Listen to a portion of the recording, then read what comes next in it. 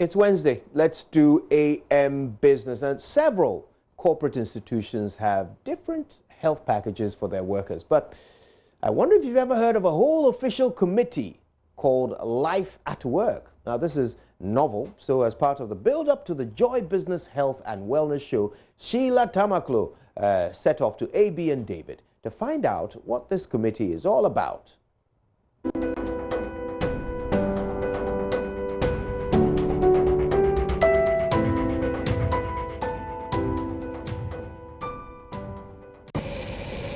It's a Monday here at AB and David, and just a typical workplace. Minds are busy at work.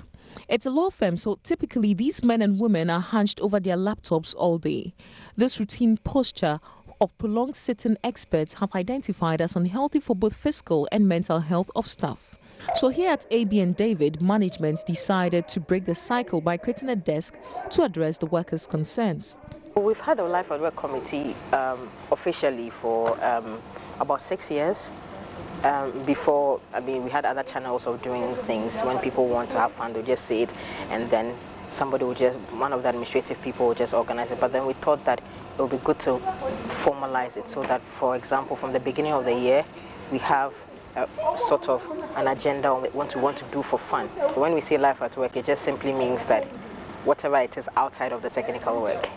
So whether it comes to the health of the staff, what they are going through, whether they have any grievances, when there were certain changes to be made, they talk to me or some of my members of the committee. So what we typically would do, apart from organizing fun stuff like having a movie night, having cocktails, doing health walks, having the usual 3 times in a week aerobics, we also have the part where we listen to what staff need in the firm outside of the technical work. So for example, they have issues with, let's say, printing. They have issues, the printer is not working, this is not working, that is not working.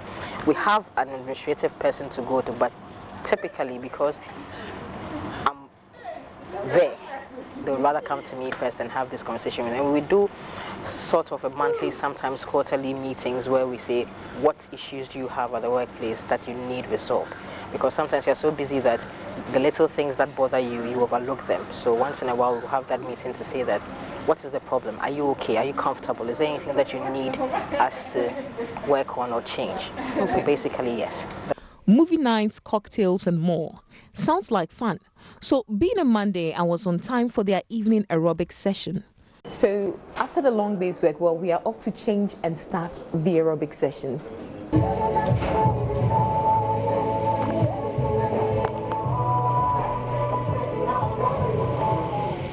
3 times a week, the staff of AB and David engage in aerobic sessions after work. 12, 11, 10, 9, 8, 7, 6, 5, 4, 3, 2, jump and jump. Let's go. We're going to take 4 hours. So last set. You're the modified version. Good. Stop. Come on, let's go. Take it off. These sessions last between 40 minutes to an hour. So they say employees are the greatest assets of every company. That a more productive workforce affects your bottom line in a positive way. So employers are often encouraged to ensure that their workers are more energized by advocating for exercises and wellness programs. So here at AB and David, you can see we are having the aerobic session. Apparently, this 3 times in a week to ensure that their workers are energized and productive.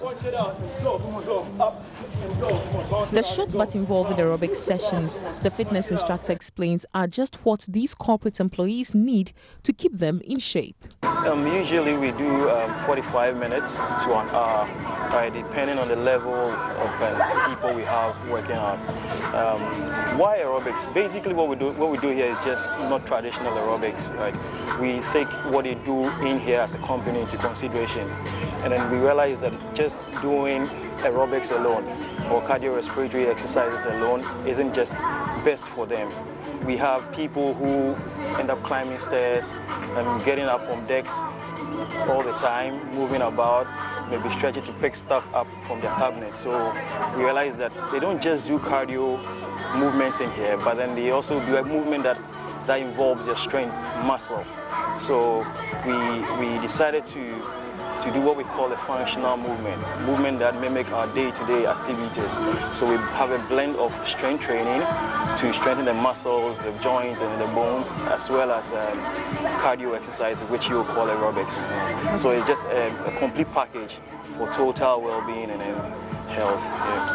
According to the staff, the workout sessions indeed make them greatly energized for work. So I'm the managing partner, so that means that I'm responsible for managing the lawyers in terms of technical work, capacity building, just making sure that the lawyers are properly well motivated to do the job that they have to do every day, because it's a very stressful and tiring job, I must say.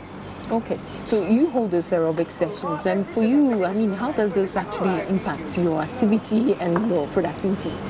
Okay, I think that even though lawyers, we are noted for argument, there's no argument when it comes to the fact that there's a lot of value of exercise to mental and physical well-being. And given the kind of work that we do, we sit for long hours, we are always analyzing, either one meeting, from one meeting to the next. It can be really, really stressful. And therefore, when you need exercise to, sometimes get your mind racing and your heart rate pounding, I think it's very important. Beyond that, also, I think that you saw the fun. It's important to teamwork. For us at AB&D, we say teamwork is very important. And sometimes having these kinds of exercises helps us to replicate what we want to see professionally at play. And apart from everything, it's a lot of fun too. It's just get sweaty and have some fun. 7, 6, 5, 4, 3, 2. According to research, children need at least 60 minutes of activity daily. Adults between 19 and 64 need at least 150 minutes of moderate aerobic activity a week, and same for adults above 64 to work all the muscles and stay fit. However, more than 80% of adults do not meet their requirements for aerobics or strength training due to busy schedule of today's employees.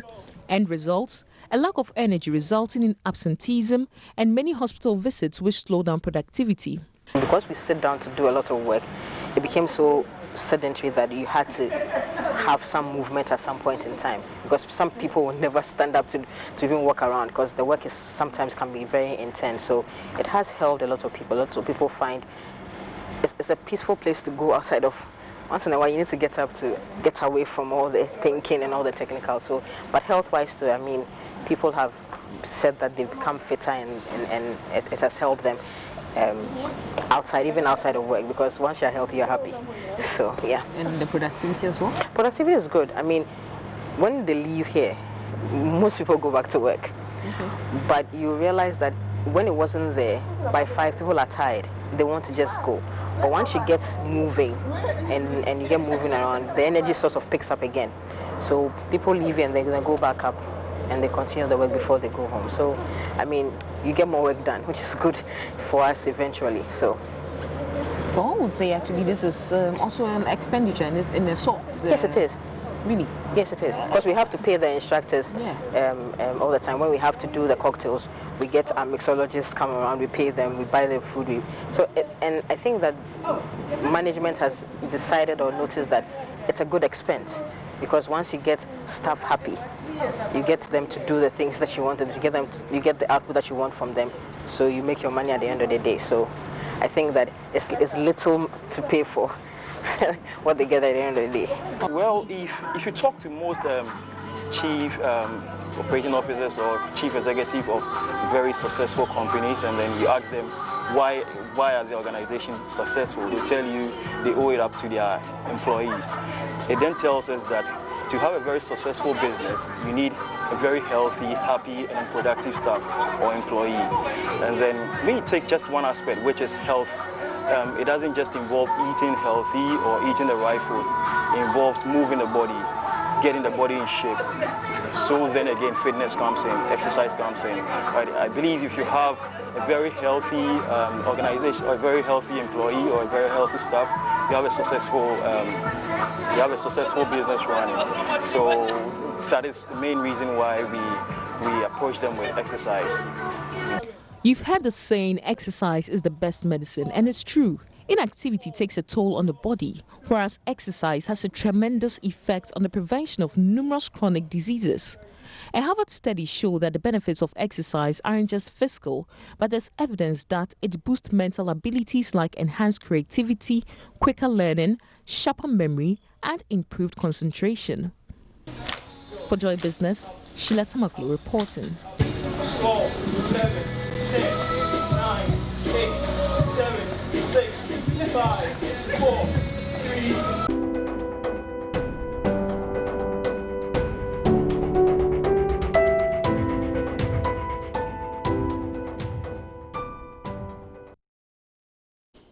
Sheila Tamaklu there, getting fit and learning all about it at the same time. And that's AM Biz for this week. Coming up, we're going all the way back to Chiripone to tell the story behind the story. Our guests, of course, the head of our security desk, Gifty Ando Apia, and will be joined by the Member of Parliament for Chiripone. I'll give you a hint. It is not Mr. Nitiwu. We're back after these.